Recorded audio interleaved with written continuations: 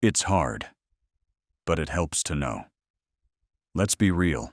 Talking about death isn't something most of us are eager to do. But if you've ever been with a loved one near the end of life, you know how important it is to understand what's happening.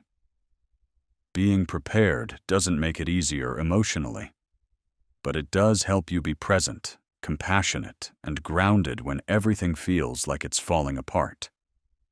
This isn't about cold facts or clinical definitions. It's about the subtle, human signs, many of them easy to miss, that someone might be nearing the end. If you've noticed changes in a parent, partner, or friend, and you're unsure what they mean, this article is for you. 1. Withdrawal from the world around them. One of the first things many people notice is a kind of quiet withdrawal. A person may stop engaging in conversation, stop watching their favorite shows, or show little interest in food or visitors. It's not necessarily depression. It's often part of the natural process. The body starts turning inward, using energy to sustain vital functions rather than social ones. 2. Sleeping more, and then even more. Fatigue becomes a constant companion. Someone who used to take afternoon naps may now sleep most of the day. Eventually, they may drift between wakefulness and sleep in a way that feels different. It's not laziness. It's the body slowing down. The metabolic engine, in a way, is winding down its work. 3. Changes in breathing patterns. Breathing can become irregular. Some people experience a pattern called Cheney-Stokes respiration, periods of rapid breathing followed by no breathing at all. It can be startling to witness, but it's a known part of the dying process. You might also hear shallow breaths, or what some call the death rattle, a gurgling sound caused by mucus in the throat. 4. Cool hands and feet, or mottled skin circulation begins to slow. Blood is pulled toward vital organs, which means the hands, feet, and sometimes knees or elbows may feel cool or look bluish or blotchy. This isn't about the room temperature, it's the body's way of protecting its core. 5. Confusion or disorientation. Even if someone was sharp as a tack weeks ago, mental clarity may fade. They may confuse time, place, or even names of loved ones. Some talk to people who aren't there. While this can be painful to witness, it's not always distressing for the person themselves. 6. Eating less or not at all appetite fades, often dramatically. The body no longer needs as much fuel. For family members, this can be incredibly tough. After all, feeding someone is one of the most nurturing things we do.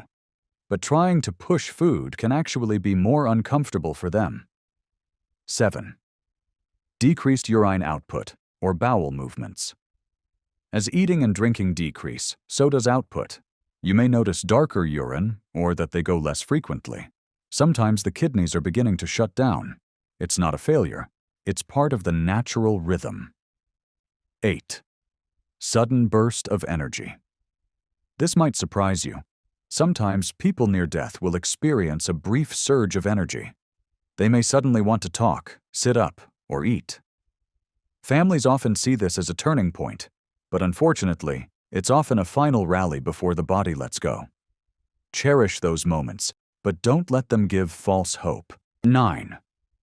Changes in voice or communication speech may become slurred or weak.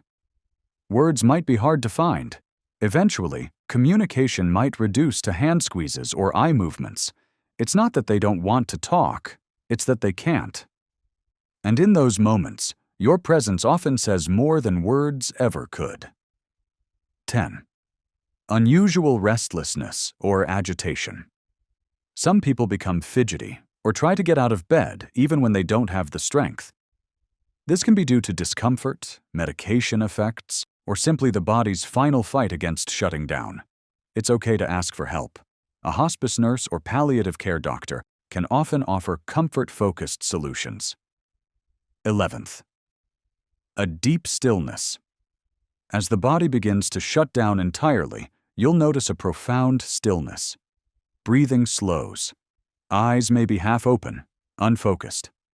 Eventually, there's a moment, often subtle, when life slips away. It might be peaceful, even sacred. Or it might come with a mix of emotions: grief, relief, disbelief. What you can do, even when you feel helpless. If you're caring for someone who's dying, remember that your presence matters more than your words. Hold their hand. Play their favorite music. Sit with them in silence. You don't have to fix it. You just have to be there.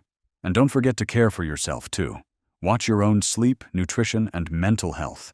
You're carrying something heavy, and you don't have to do it alone. Support groups, counselors, and even online forums can make a difference. Final thoughts. It's okay to talk about it. Death isn't something to fear, but ignoring it doesn't make it any easier either. By learning the signs, you give yourself a chance to say goodbye, to cherish the time you have left, and to be fully present when it matters most. Whether you're reading this because you're going through it now, or just trying to prepare for the future, know this: it's okay to cry, to laugh, to grieve in your own way. There's no right script, just real moments, and the love you bring into them.